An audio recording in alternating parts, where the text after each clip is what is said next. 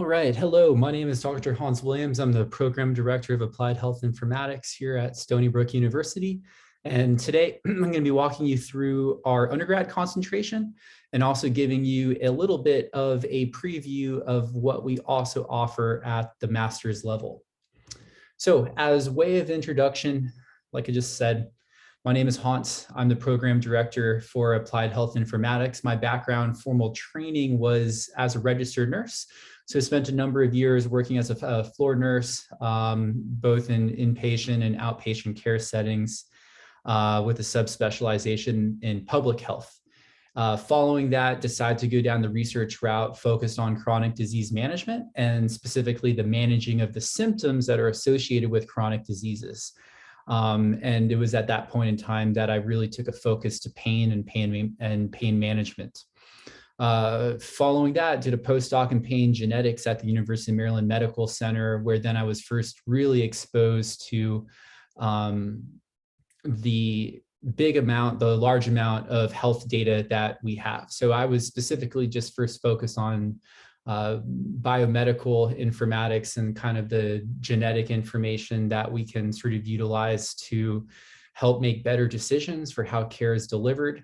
But that was in a very small sample. And what that exposed me to and why I bring it up is the interesting transition from me going from just a care provider to being someone, working professional that was more so focused on the technology and the understanding of health information and how we could use that to augment the care and support that is provided by your typical healthcare professionals, whether it's a nurse, a doctor, respiratory therapist, registered dietitian, and use the health information that we have to better the services that are delivered. And before joining Stony Brook, worked at a number of different digital health technology startups from California to New York that have focused on a variety of different problems, from chronic kidney disease to sickle cell, to cancer, to substance use disorders. And what I'm going to hopefully show you and get you excited about is that you don't need to be a healthcare professional with a licensure of the MD or an RN to make an impact. Now I'm going to make the argument to you that you could actually probably have a larger impact on the healthcare system by not being a healthcare deliverer directly to patients, but by quote unquote working behind the scenes, or maybe not behind the scenes, but still having a large impact. That the work that I've now done over the last decade, not as a nurse, but as a health information specialist or a health informaticist, has enabled me to potentially touch or modify how care has been delivered to probably more than 10 million lives total with some of the companies that I've worked at. But ultimately though, so why should we care about this concentration? Why is it important? And what are the opportunities that exist within it? So first off, we have a big shortage of healthcare providers. This should come of no surprise to anybody. When we look at the sheer volume of people that we have living in the United States at this point in time, say roughly more than 330 million people, but when we look at the number of healthcare providers for those 330 million people, under 1 million doctors, roughly 3.8 million nurses, 200,000 physical therapists, 100,000 respiratory therapists, that when we look at the ratio of how many care providers are then delivering care to thousands of individuals, right? So for every one doctor, if we're looking at this from a population health standpoint, every one doctor is going to be potentially covering thousands of lives. And that's putting a burden on our system and on the healthcare professionals. So we need to come up with solutions to help augment their ability to deliver care. Number two, we have more chronic illness and individuals living with chronic disabilities than we ever have had before. And it's not going down, it's going up.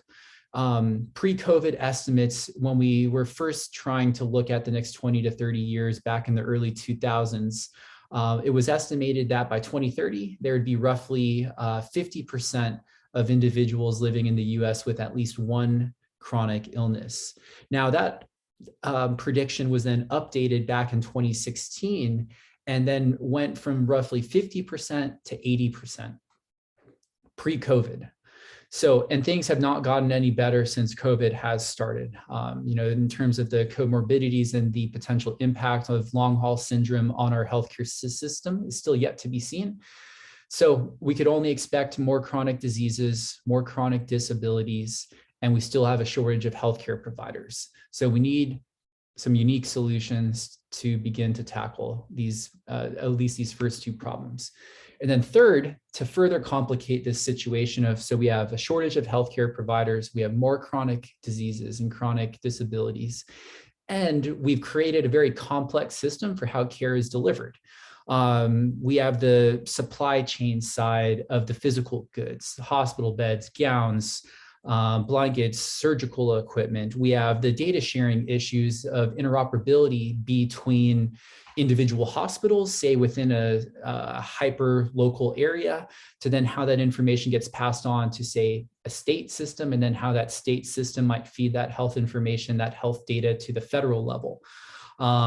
We have issues with the actual physical hardware, ranging from, very complex mechanical devices like a functional MRI to very, say, simple devices or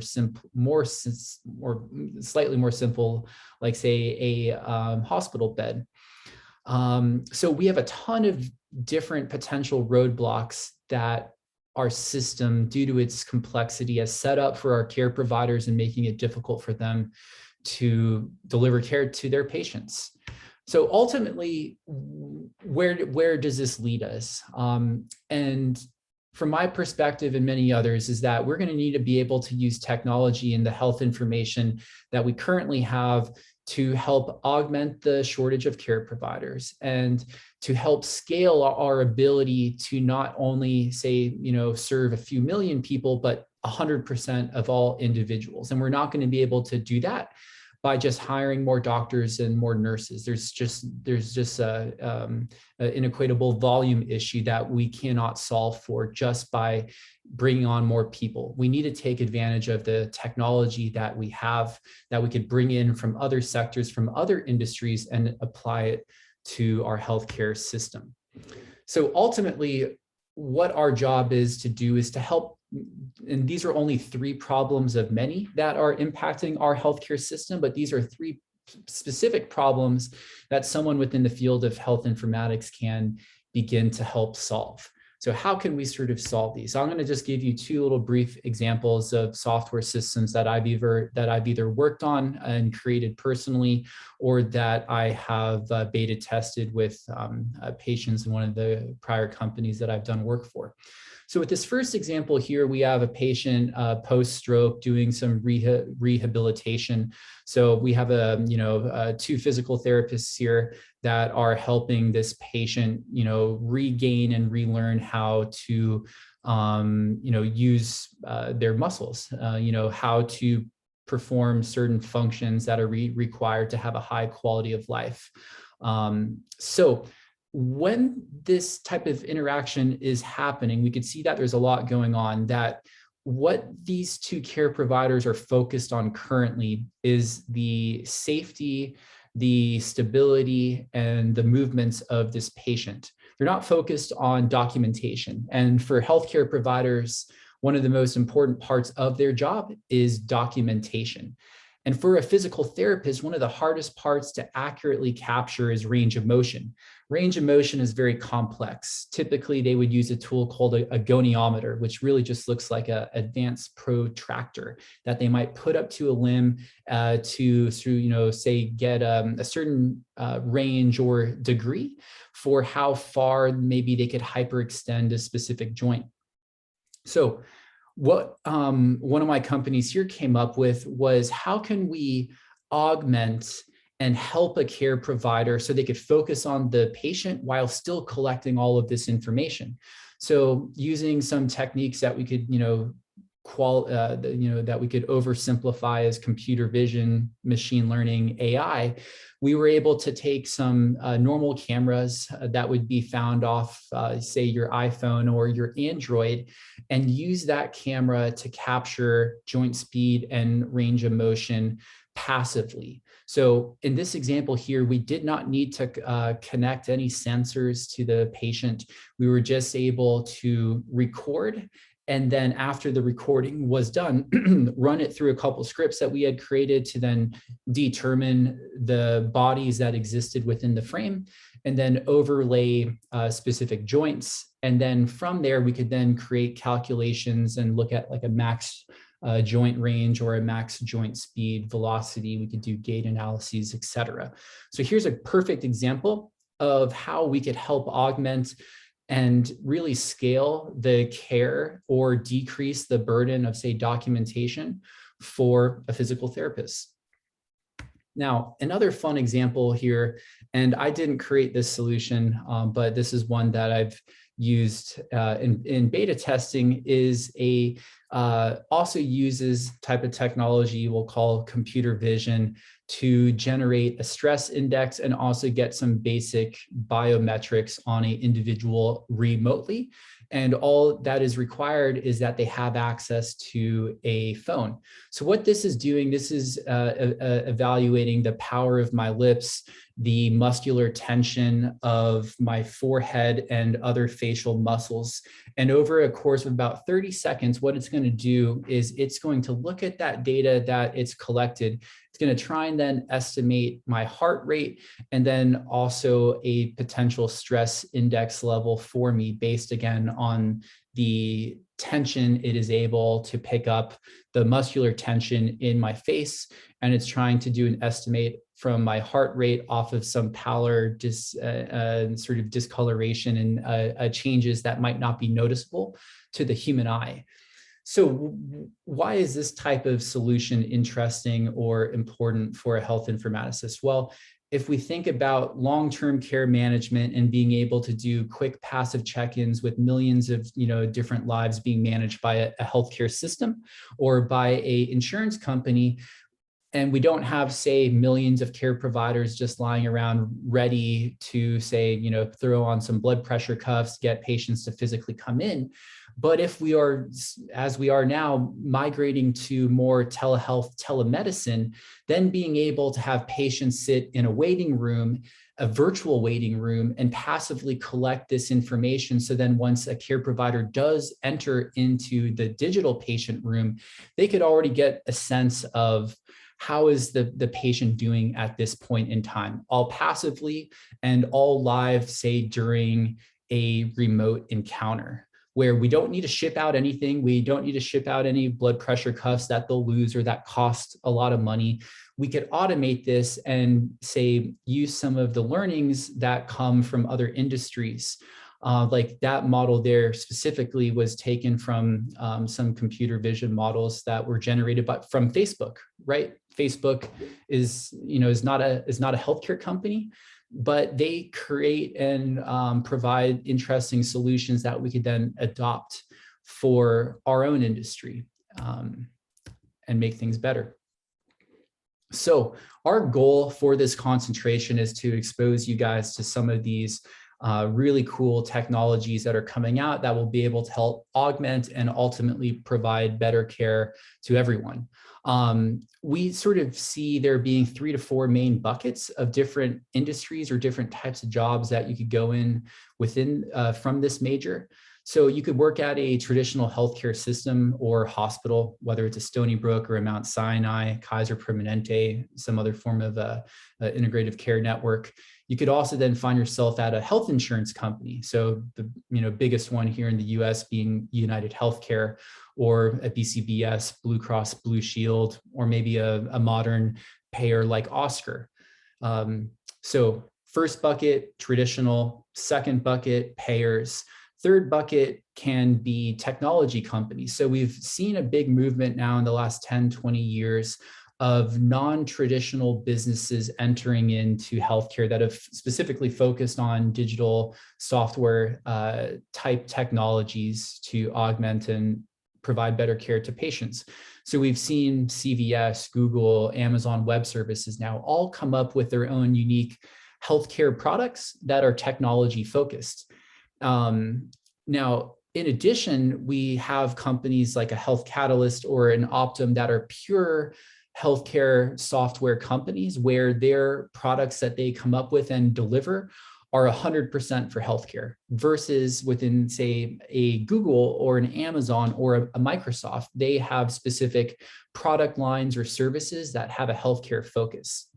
So third bucket, software. And then finally, we also have opportunities for entering into consulting. So KPMG, Accenture, Deloitte, Bain, these are all sort of big name consulting firms that have now also begun to create health divisions or health arms of their businesses specifically for doing healthcare consulting. So wide variety of different opportunities.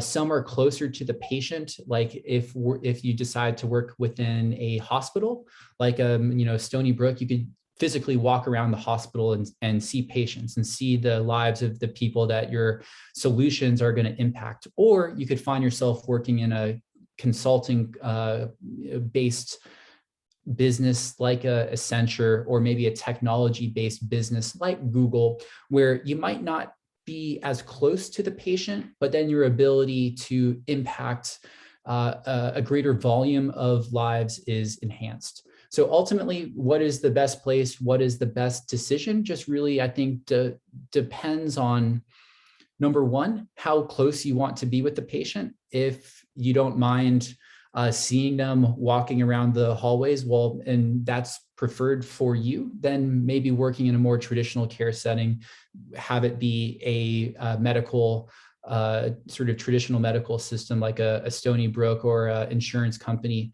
versus if you want to sort of remove yourself by 2 to 3 degrees of that patient contact, then there's a lot of really, really interesting opportunities that are emerging on the software side.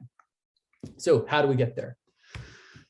Within the concentration, we then offer a core set of classes that first teaches you the basics of how a health information system is developed. What are the underlying core software technologies, from database management to front-end development, to data interoperability, to how the health information is, say, moving throughout a system. We then also go through the basics of managing these systems. So what is the work that needs to go into from a project management standpoint of setting up and standing up and deploying a new system? What do we do pre-go live? How do we train individuals to then the actual go live, to post go live? The long-term maintenance of a piece of software is typically the hardest. It's very easy to maybe set something up. It's a lot harder to maintain it and deal with the change management aspects of keeping that system live and healthy. And then lastly, outcomes. How do we create measures, touch points, key performance indicators on the quality of care or the quality of services that are being delivered? So we then sort of discuss, what are some of these key metrics? What are some of these key assessments, the key organizations that help establish the metrics to help us understand if we are moving the needle in the right direction? So that's all at the undergrad level. And then as a brief little preview, we have established a connection with our undergrad to Masters in Applied Health Informatics, where we are able to streamline for those students that then do want to continue on the opportunity to enter into our master's program, where then at the master's level, we go even deeper into the realm of informatics and then really peel back the different layers from both a project management standpoint as well as a data science standpoint. So within the master's level concentration, we then go deeper into different types of databases, whether it's relational or non-relational databases. So from the standard SQL databases to the modern non-SQL, non-relational databases like MongoDB. We covered the essentials of security. How do we set up and deploy a system that is going to maintain some level of privacy for our health information? And then the different data tools. So R, Python, those are the sort of two main data languages that we teach. And just with those two, you could essentially pretty much do anything. And also, those are very translatable, not only to healthcare, but also to other industries. Essentially, data is data. So when you learn how to handle, say, health data, you could then easily apply that to financial data, to agricultural data, to automotive data. So very cross-disciplinary in that sense. So to go through just a couple sort of main points here again for what we try and establish as it relates to base information for you is basic project management skills. Again, very cross-disciplinary. How do we create something like a Gantt chart? How do we ensure that a project is on time? How do we collect business requirements for a specific set of solutions? So within this realm of project management, we then drill into team management, change management. So what happens when we want to upgrade a system or downgrade or deprecate a system? Conflict management, what happens when we have competing interests from within the same organization around priorities, what is versus what is not important. Budget management, the financial implications of taking a system down or bringing a system up. And then probably also very important, the quality of the services being rendered. So again, bringing back the key metrics, the KPIs around, are we making an impact in the right direction? So privacy and security, this is going to be another core concept that rolls throughout both the undergrad concentration as well as the master's level. A lot of you have probably heard of HIPAA, but only know a part of it. So then we really try and expand on really all of the nuances that exist within HIPAA and what is defined versus not defined within HIPAA. Who actually owns patient data? Well, that's not defined in HIPAA. And then we go through also common security frameworks, like one being high trust, which is utilized now by a lot of health insurance companies, payers. That is a protocol / framework for being able to establish, is a company doing all that they need to do in order to secure our health information? Now, on the data side of the equation, we then go through basic core fundamentals of relational database management systems, the core data languages being Python and R. How do we do an exploratory data analysis on a large data set? Data pipelines, how does data move from one system to another, to then various different visualization techniques. So when we talk about data access and manipulation, we focus both on Python and R. We utilize a variety of different open source tools to then help train you on the basics of analyzing health information data and then also visualizing it. So here's a kind of a fun little example where in one of the prior classes, we were trying to plot out where would be the ideal locations to establish community health clinics in the city of Chicago, based on some socio-demographic information and population health information that was available to us. So how do we then sort of, bring life into what would otherwise look like a boring old CSV or XLS file? So by then building up these core competencies, we've then seen our graduates of both the undergrad and the master's program find themselves in a variety of really cool, really diverse organizations that range across the gamut, as I was speaking earlier, to these different buckets of technology vendors to traditional healthcare systems to software companies to payers. So, we have some of our students that have begun working as system analysts over at City MD, which is probably a name that a number of you have heard of. Their small health clinics are set up all throughout New York. We have had students gone to large EMR, electronic medical record systems like Cerner, as well as Epic. We've had students then go to sort of traditional healthcare systems and centers like Mount Sinai, in addition to going to payers like United Health Group.